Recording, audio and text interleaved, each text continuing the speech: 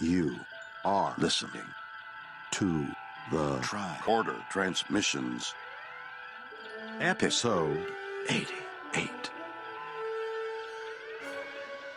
And now, here are Craig and Jeff.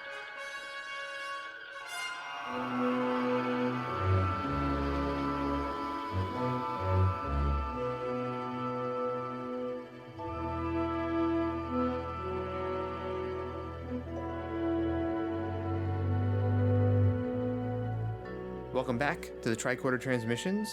This is episode number 88. Tonight we'll be talking about Gold Key Comics, number 8, The Youth Trap. We are your hosts, Jeff Hewlett. And Craig Cohen, and I am so disappointed by another cover that does not deliver what it promises. No, here we are again, and this is another one of those instances where they were using, I guess, promotional photos. And the photo that's on this cover, actually, I don't think was ever a part of the show. I think this was something that they staged for, snapshots to give the press, because it actually depicts all of the series regulars, including Nurse Chapel, standing in the transporter room. Yeah, and in some cases, Scotty and Chapel are on a transporter pad together, as are Sulu and Uhura. Yeah, very, very, very strange picture, but it has to be some sort of a season 2 or season 3 promo photo, since Chekhov is in there. Yeah, we'll have to dig out the reissue and see what kind of cover they came up with. Yeah, let's pull it up online and check that out. So we're still in the Dick Wood era, the writer, same artist as we've had for a while. It's Alberto. He's still with us. Published in September of 1970, 32 pages. Star date is 3109.4, and that's some point in the 2260s. And let's see, there's a blurb, of course, that says they stand helpless before an alien who dooms them to infancy. So kind of a play on the Youth Trap title. I guess we can assume what's going to happen in this comic book is that some people are going to be turned into children. Yeah. Or infants. Something that we saw the opposite of on the show in the Deadly Years. Yeah. Yeah, so we're going to go the other way. So, Craig, are you ready to jump into the issue? Yeah, let's go. All right, so we will start talking about the issue. This is spoiler alert, so if you don't want to hear any spoilers, you want to read the issue, go ahead and stop us now. Otherwise, we're going to start talking about the happenings in the Youth Trap in 3, 2, 1. So we start off once again with the floating book in outer space, Captain's Log. The Enterprise under full power in Galaxy Zekbran, I hope I'm saying that right, Galaxy Zekbran, to investigate the sighting of an uncharted planet, all systems operational. So the Enterprise is once again flying around, finds a planet, scans it, and of course, no readings of life can be found again. So another seemingly lifeless planet. Suddenly, an alarm goes off, and the ship starts to shudder around, and we get a comm that the number 2 engine is taking a beating and may explode. And just as quickly as it started, the attack ends. Scotty reports into Kirk and Spock that every filament part, even the ones in the storage bays, are burned out by this attack somehow. That these are parts that the engines apparently need to operate. So Spock notices that they must find a deposit of something called pseudotanium, another yet unknown ore, in order to fix these problems on the ship. So an engineering team beams down to the planet in order to take samples and look for the metal. So we will stop here again. So here we got that floating book concept again, Craig. Yeah. That must be how the captain was keeping record of things. Yeah, and a paper book. And I wonder if what would happen if that was done on the TV show. If when they did a Captain's Log, we saw a floating book in outer space. I do like the fact that they seem to be exploring in this comic book series. Yeah. It seems like they have at least a hold on the 5-year mission. One thing I noticed in this early section, though, was, of course, aside from the fact that we now can definitively say that they had no likeness for Scotty to work from, is how many times on the show did we see a party beam down that didn't include a core member of the crew? I was going to bring that up. So they send down 2 engineers who are not main characters on the show. They're ancillary guys. and not a single member of the normal away team goes with them. So really, really strange. Yeah, I couldn't remember a time on the show where that happened, at least. Me neither. And if it did, it was a very sort of not important to the plot type moment. Yeah, I don't think that ever happened on the show, to be honest with you. And somebody may correct us, but I don't think there was ever a time where not a single main character beamed down to the surface. Mm-hmm. So I think the closest I can think of was when, what was that episode? Oh, it's The Enemy Within, when Sulu is part of the away team and Kirk and Spock and the rest are still back up on the ship. Okay, yeah. Yeah, so there's only one character who was usually not on an away team, but still, he's a main character. So. Right. Once again, something mysteriously happened to the bridge. We're not on the bridge. We don't see the bridge. The ship's company is in another one of those strange-looking, more side rooms, more of like an engineering type space. Scotty, as you mentioned before, Scotty has blonde hair in this, which I thought was really strange. So they had no template for Scotty, I guess. So I guess they just draw him differently in every issue. Yeah, because in this one, without the name, there's nothing to indicate that's Scotty. No, not at all. And the transporter room is starting to look a little more like the transporter room. It still has some of those weird kind of oblong spherical devices in the background, but at least the transporter pads themselves are starting to look more like the show. So moving on the planet below, Burns and Lane, two engineers, they're taking some samples of the rocks and discover that they're full of metal. Kirk responds. As Kirk responds, a strange noise occurs and they lose contact. A couple minutes later, they hear a response, and it sounds like children are playing on the planet's surface. Kirk, Spock, and McCoy beam down to the planet to find two children playing with a pile of rocks, and the children are Burns and Lane. So something has converted these two engineers into kids. Kirk begins to radio the Enterprise, and Spock pushes him out of the way as some kind of a laser beam races by their heads. They take a run towards some rocks to conceal themselves. Spock points out that there's a couple of aliens kind of on a hillside a distance away, firing beams from some sort of a tripod-mounted machine gun or something of that nature. As they see a cave and they run towards it, McCoy gets hit and is transformed into a teenager, not a child, but a teenager. Kirk calls back to the Enterprise and has them beam up Burns, Lane, and McCoy before he and Spock make their way across a canyon to try to get the drop on the aliens. As they approach, Kirk, unfortunately, is struck by a beam, but seemingly nothing happens. And Spock notes that the aliens are speaking Esperanto. Yes. So here we got Esperanto again. Kind of gets mentioned a lot. So I like the fact that they named the away team members. They're Burns and Lane. They're not anybody that we would know, but they thought enough of them to give them a name. Yeah. I mean, they easily could have said, an engineering away team. Definitely.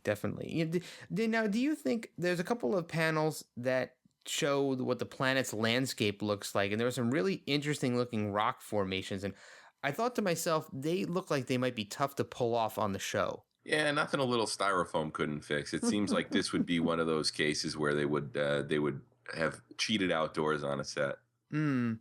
I guess you're right. If they had an indoor set for this and they made these formations out of some sort of like painted foam, like they had done with the like a sprayed rock exterior on them, they probably could have pulled them off. But I don't know if they could have made a sprawling enough landscape indoors, but I guess they could have done something. Yeah. Now, I don't know if you noticed this. Page 5, there's two panels where Kirk is trying to talk to Burns and Lane down on the planet, and it looks like he's holding almost like an old 70s game show host microphone in his hand. Oh yeah, look at that. It looks kind of like The Price is Right. Bob Barker used to have that really little thin, long but he's holding microphone. it up closer to the top, and actually in one shot it almost looks like the Doctor's sonic screwdriver. Oh, good call. Good call. I didn't even think about that. So a little Doctor Who reference there. All right, now I've got to bring this up because I thought this was really, really strange, and I was trying to wrap my head around how this could possibly happen. So when Kirk and Spock beam down to the planet and find the kids. Which is questionable, in my opinion. It's questionable. I agree. They find the kids, and one of the children calls Kirk Daddy Kirk. Yeah. Why would the kid call Kirk Daddy? Obviously, if the kid has a memory of Kirk and Spock, he would know enough that Spock and Kirk is not his father. Why would the kid call him Daddy Kirk? I don't know. That's just silly comic book nonsense, in my opinion, and it bothered me. You picked up on it too. Good. All right. I think he calls Spock Uncle Spock, right? Yes.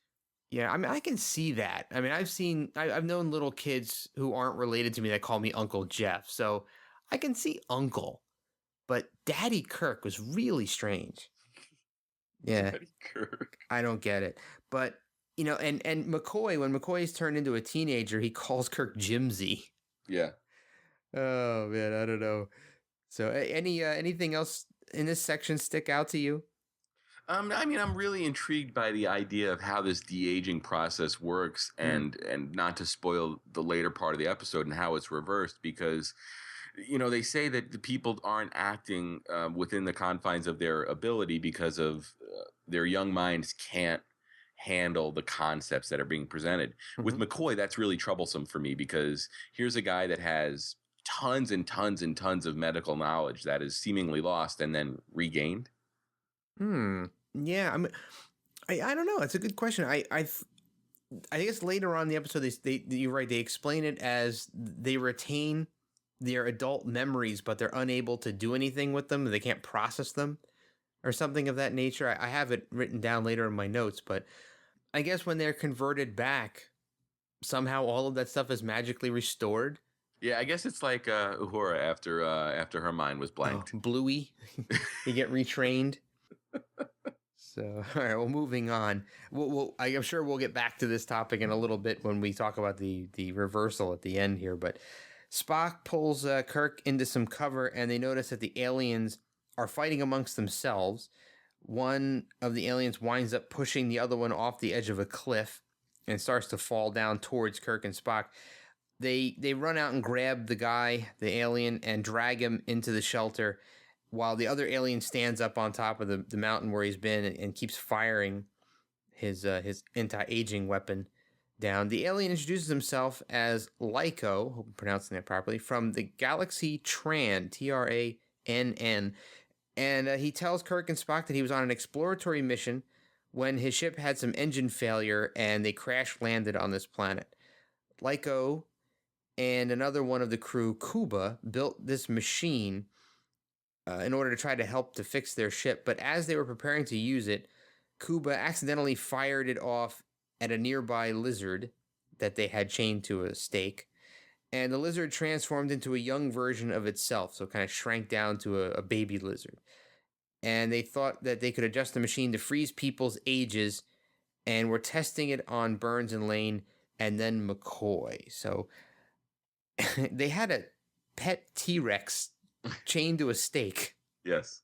Now, are we to assume that this dinosaur, this human-sized dinosaur, was on the planet when they got there, or did they bring it with them? They had to bring it with them, just because when the Enterprise comes across the planet, it is one of those, as you mentioned, one of those comic book tropes where it's seemingly uninhabited. Yeah. Oh, yeah, that's good. Good call. They would have detected life if there were dinosaurs on the planet, right? Okay.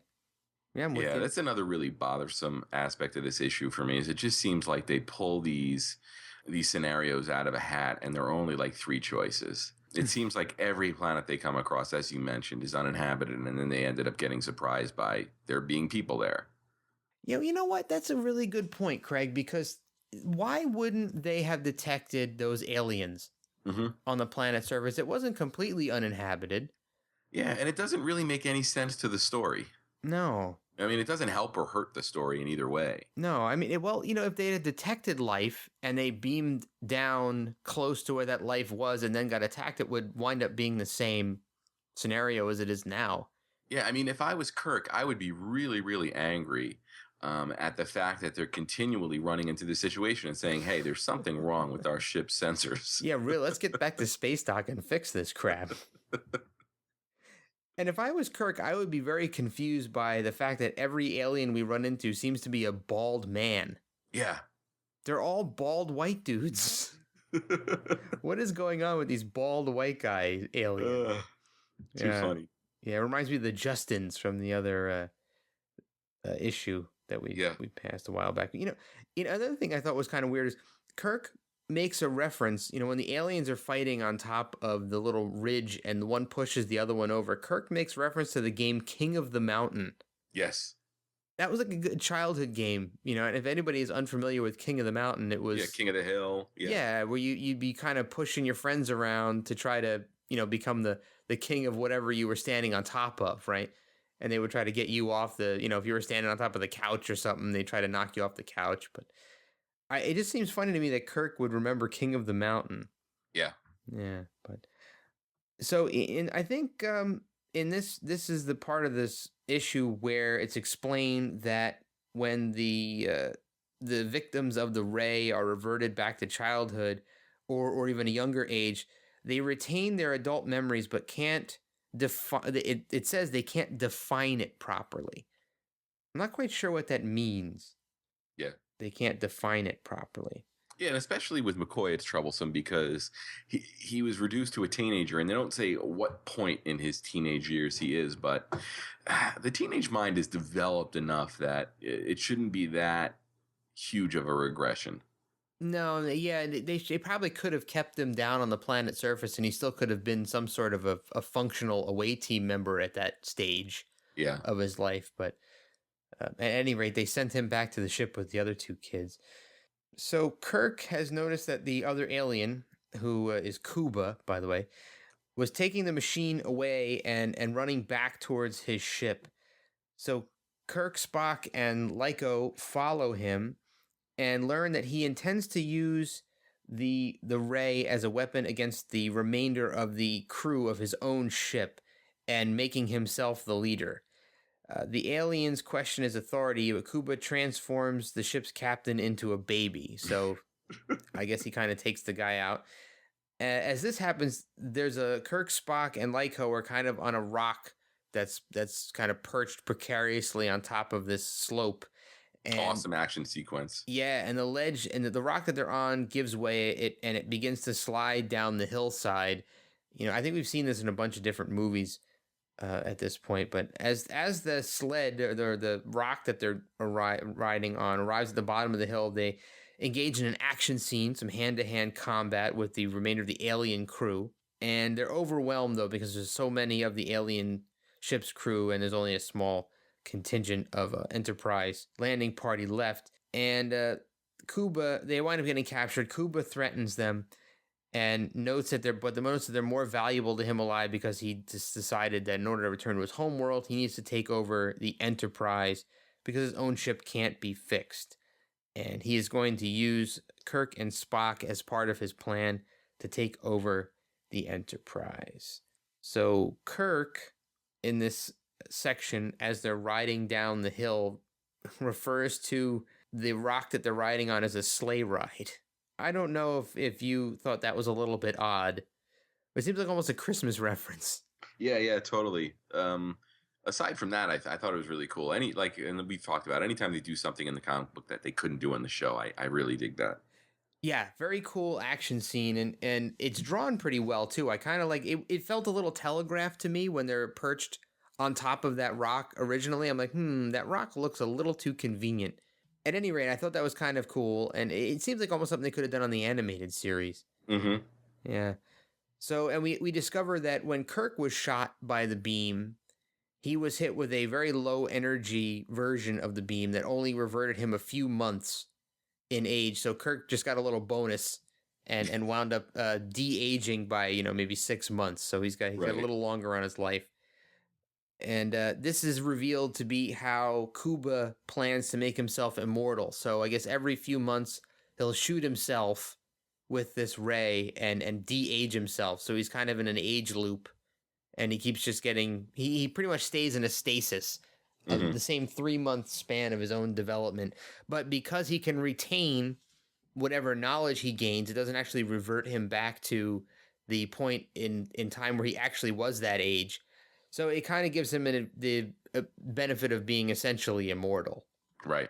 Unless, of course, somebody kills him or something. It doesn't prevent him from being injured or dying. But at any rate, Spock, another one of these weird Spock moments in this to me, Spock refers to an Earthman saying, and that saying is, perhaps you're biting off more than you can chew, when he's talking to Kuba about this grand plan of his. So another very strange Spock quote. And here's another weird thing about this section. On page 19, there's a female character named Susan with long orange hair and hoop earrings that wears a gold shirt. Oh my God, I hated her. I'm sure she's a nice girl, but I just hated how she seemingly was dropped into this issue. Just like this total space bimbo that, really makes any female presentation on the original series look stellar. That's a good point. I think that this is this the first female speaking part in the comics? I think so. Yeah, I'm trying to think back. I know we saw someone that looks like Uhura, but I don't think she said anything. No. This may very well be the first speaking female part. Yeah, I mean, it looks like she was plucked from another comic. It does. Doesn't look like she doesn't fit the motif of it. Almost looks like a different artist drew her. Yeah.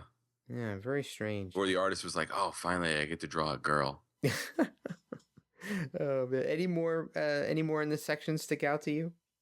No. I mean, I do like the concept where you have somebody who wants the Enterprise. That is a trope that they sort of used on the show a couple of times, and seeing it here in the comic book, it adds value to the Enterprise and shows how, what a powerful vessel it really is. It's true. They don't really portray the Enterprise in the comics so far the same way the Enterprise is portrayed on the TV show. It doesn't feel like in the comics that the Enterprise is a character like it does on the show. So that it does add some value to the ship. You're right. I agree with you there. So the plan is hatched. Spock radios up to the Enterprise and has Scotty beam him up along with Kuba and one of the alien guards named Gorg. Kuba has an entire crew stand before the crew of the Enterprise, that is, stand before all the television screens that are on the Enterprise with the intent of firing his age ray through the television sets and essentially attacking them over the airwaves. Kuba triggers his ray and everyone on the ship de-ages 5 years instantaneously or thereabouts. And with the rest of the de-aging effect, of course, is expected to take place over a matter of hours. So firing the ray through the television sets changes the length of time it takes for the aging effect to happen. Ugh. On that page, right above the television camera, you have a shot of Spock that almost looks like a combination of Leonard Nimoy and DeForest Kelley to me. Yeah, you're right. Look at that. Yeah. That is a little bit weird because Spock has typically been one of the better drawn characters. Yeah. In this comic. I also question the de-aging process here. Spock loses a scar that he acquired 4 years earlier. Now, it's an acid scar, so it's not like a scar that occurred naturally. So why would he lose it? I mean, that's some really, really impressive de-aging. It's able to also know incidents that you have. So it's almost like you're time traveling. Yeah, so it's a great point. So that means whatever this de-aging ray does to you, it knows your entire chronological history of events, and it can roll your timeline back. Yeah. It's not just taking your physical body and and restoring a bunch of cells and making you appear younger. It's actually, but you know what, that begs the question though, if it's actually reverting your timeline, how would you retain the knowledge that you had? Exactly. We've just created all kinds of trouble. Oh man. I also love the or love and hate at the same time the boom and bagpipes Scotty line. It almost seems like they were more in line with the old Batman and Robin show than Star Trek. Yeah, I had this written down to bring that up too, that Scotty, when he gets shot by the ray, he exclaims, "Boomin' bagpipe, some of my hair has returned to my head." And, good on Dick Wood for making Scotty finally sound at least partially Scottish. Yeah. So that's a thumbs up there. But yeah, I agree. It's another weird choice of words. And I don't know. Did you find it weird that, knowing that we were audiovisual people for a while, and that was what we did for a living, did it bother you that this ray was somehow coming out of television sets? Oh, totally. Totally. And I forgave it a little bit just based on the fact that they were probably trying to sell a technology that was still, fairly new. Yeah, that's true. Okay. I'll give it a pass. It's forgivable, but barely forgivable. Okay. I'll give it a pass then. So, all right. Where were we? Kuba has Gorg beam him back down to the planet surface where he intends to turn Kirk into an infant. So Kirk is able to stealthily avoid a couple of shots that Kuba fires before grabbing a piece of metal that reflects the shots towards some of the guards. So he discovers that he can reflect the shots and have them kind of go off in different directions. And fortunately, as Kuba continues to fire, Kirk gets a lucky reflection and gets the beam to go back and hit Kuba himself. And Kuba is a baby now. So Kirk quickly runs and frees Lyko, but with Gorg at the transporter controls, they don't have any way of being able to get back up to the ship. So we still have a bit of a problem there. But Kirk decides that now that Kuba is a baby and his pile of clothes is now laying there for the taking, that Kirk can disguise himself as Kuba. Ugh. Yeah, so when he and Lyko get transported back up to the ship, they're able to overpower Gorg, but they still don't know how to restore the entire crew that has been turned into younger versions of themselves. So Lyko adjusted the machine that Kuba had used to turn everybody into younger versions of themselves, and somehow is able to reverse the process, and the crew begins to age back to their normal ages. So, Craig, I was wondering, when Kuba is turned into a baby, you actually see the little Kuba baby there. Gaga, gaga. Yeah, Gaga, you're right. But we've already determined that this age ray or this de-aging ray has some sort of an adjustment on it, that you can adjust the power to de-age it to different states. So, we got the extreme was going to a baby, and then the other extreme was only de-aging Kirk by a few months. Right. But how far back, if you dial that thing all the way down, what's the earliest age that it could possibly revert you to? Could it make you back into your original embryo? Could it put you at womb age? I don't see why not. It definitely seems like the science they're working with would indicate that would be the case. So now that would effectively be a death sentence.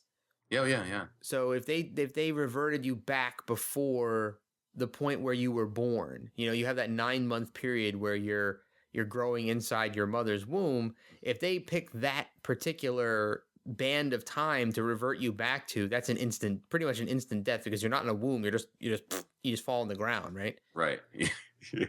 That would be pretty evil. So it's a death ray. Yeah. If used in a certain way. Oh, that's pretty diabolical. Oh, totally. Yeah. And here's probably the one moment in this comic. I don't know if this bothered you, but Kirk just trusts Lyko to adjust the machine to the right setting to get everybody back to their own proper ages. Like, he doesn't, usually this is something that he would have Spock do. Yeah. Like Spock figure out how this machine works. And it bugged me that he actually even suggested to Lyko that he just go ahead and do it. Like, he had no active part in it.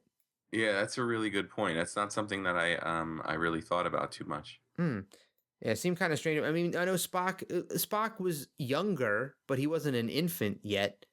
I would have thought that he would still be able to help at least. Oh yeah. But at any rate, so anything else you want to say before we get to the end of this? No, I think we covered it as we're moving along. All right, so the resolution, Kuba is the baby, as I said before, and Kirk beams back down to the planet and he destroys the machine so that no one else can use it for nefarious purposes. An engineering team mines some of the zootanium, of course. We've forgotten about the zootanium by this point, and that was the original reason they went down there, so they could fix the engine filaments and make the required repairs. So once the repairs are completed, Kirk submits his report to Starfleet Command, of all places, and tells Spock that he and the crew had gone a little space happy, which is a little bit strange. But I like the fact that they mentioned Starfleet Command here. So everybody's happy. Another really abrupt and short ending to this comic. It seems like the resolution was only a few panels, right? Yeah. And one thing that I thought was particularly evil is that Kirk refuses to return Kuba to his real age because he thinks it's only just he remains as he is, a fitting fate for such an evil being. Yeah, that it kind of bothered me, but I realized we were in the comic book universe and pretty much got over it. Spiteful Kirk. Yeah, it almost sets up what could be the comic book version of the Wrath of Khan. Oh, yeah. You know what? Good call there. Good call. So yeah, Kuba could age normally now. And by the time he's old enough to do anything about it, he will actually remember everything that happened, right? Mm-hmm. And he could come back. Maybe in a future comic, we'll see the return of Kuba. Yeah. So, this gold key, I guess maybe they come up a page short because, once again, there's a very strange extra page added to the end of this comic that I guess was aimed towards children. Did you read these things?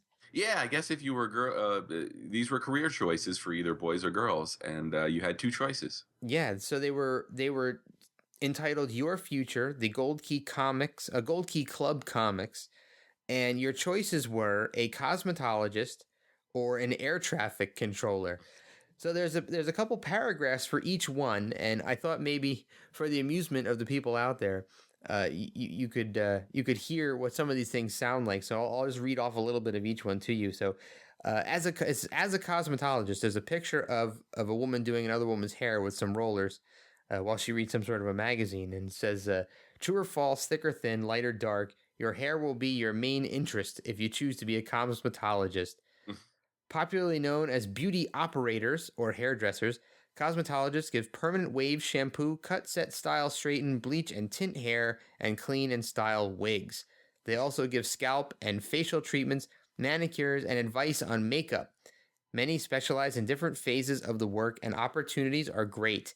Most cosmetologists work in small, independent salons, but many are employed in beauty shops, in hotels, and department stores. They help bring beauty and glamour to women of the world, but often they find glamour and excitement themselves in positions with movie and television studios, on ocean liners, and in vacation resorts. To be a cosmetologist, you must be friendly, work well with your hands, be well groomed, and have an eye for fashion. I'm sold. A state-approved cosmetology course, which takes from 6 months to a year, is required for a state license. As a beginner in the field, you can expect to earn about $100 a week, and there is lots of room at the top with salaries of $300 a week for more outstanding stylists. Does that encourage you to want to be a cosmetologist in 1970? Totally. I almost didn't make it this week because I was going to get a jump on my new career. Yeah, $300 a week sounds pretty decent for 1970, though. Yeah. Yeah, it's not too bad. So the other option is for the boys. This is an air traffic controller. I wonder how they picked these. But an air traffic controller, you will literally be a guardian of the airwaves. If you choose to be an air traffic controller, pilots of all aircraft will rely on you to guide them along their routes or to safe landings or takeoffs. Governing several aircraft at a time, an air traffic controller gives instructions and information on to pilots by radio. In doing so, he must consider the weather, geography, the small amount of traffic, and the speeds and types of aircrafts. He also records all messages received from the planes and operates airfield electronic equipment. Sounds pretty exciting to me. Oh, yeah. Air traffic controllers are employed by the Federal Aviation Administration. To become one, you must be 21 years old and speak clearly. Those are the two requirements. You must pass a rigid physical examination and a federal civil service test. If accepted, you will begin an extensive training period of about 2 years to become a controller. Demanding classroom and on-the-job training will prepare you to work under pressure and stress to handle emergency situations as well. Salaries begin at $500 a month for a trainee. Raises are periodic. A full-fledged controller earns about $1,000 a month, and chief controllers in busy areas earn at least $1,500 a month. So a full-fledged controller earning $1,000 a month earns less than the top-level cosmetologist earning $300 a week. Yeah, well, once again, proving that it's always better to look good. Nice. Well done. So, yeah, very weird additions to the end of this comic book. I'm wondering if we're going to see more of these in the future. Yeah. It's always something to look forward to. Yeah. So, non-canon essential votes, I'm going to go non-essential here. Nothing really. Well, you know what? Wait a minute, though. They didn't mention Starfleet Command. What do you think? No? Not enough? If we haven't seen it in any previous issue, I'd sign off on it. I don't think we've seen Starfleet Command in a previous issue. Then I guess we have to begrudgingly give it the essential. All right. Well, I guess it's a 5149 essential because they mentioned Starfleet Command in the comic book. So other than that, there's really nothing much here. But all right. So that brings us to the end of the Youth Trap and another issue of Gold Key Comics. So thanks for tuning in. Please give us a mention on Facebook at facebook.com/Tricorder Transmissions or on Twitter at TTT_pod. We'd love to hear from you. And of course, our own website, thetricordertransmissions.com. Anything to say in closing, Mr. Cohen? No, as always, it's been fun. All right. Thanks a lot. We'll see you all next week.